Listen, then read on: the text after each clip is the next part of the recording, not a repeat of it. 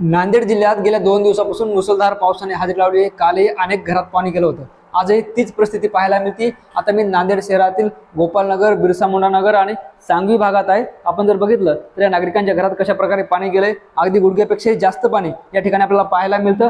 खरं तर हा हॉल होता, मात्र जे आहे ते मुसळधार पावसामुळे या हॉलमध्ये मोठ्या प्रमाणात पाणी साचल्याचं चित्र आपल्याला या ठिकाणी पाहायला मिळतं। नागरिकांनी जे आहे ते सकाळपासूनच मोटर लावून हे पाणी बाहेर काढण्याचं काम सुरू केले। एकंदरीत जर बघितलं तर एक अतिशय वाईट अशी विदारक चित्र आपण या ठिकाणी पाहतोय। नांदेड शहरातील अनेक भागांमध्ये हीच परिस्थिती आपल्याला पाहायला मिळते। आपण जर बाजूचं घर बघितलं त्या घरातही अशीच परिस्थिती पाहायला मिळते। एकंदरीत बघितलं तर नांदेड जिल्ह्यात सुरू असलेल्या पावसामुळे सर्वत्र हाहाकार उडालाय। लोकांचं जे आहे ते संसारोपयोगी साहित्य या पावसामुळे भेदलंय आणि नागरिकांनी जे आहे ते जीव मुठीत धरून रात्र काढली। हे घर होतं, यांनी जे आहे ते संपूर्ण सामान जे आहे ते आपलं पाठवून ठेवल्याचं चित्र पाहायला मिळतं।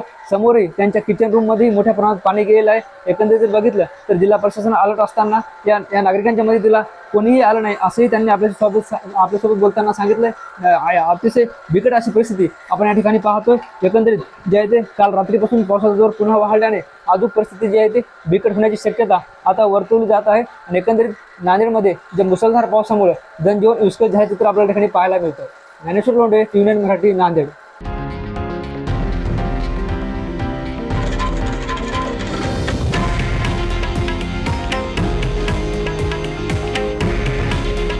हे आहे देशातील नंबर 1 न्यूज नेटवर्क आणि आपण पाहत आहात TV9 मराठी। काळजी तुमची, हित महाराष्ट्राचं।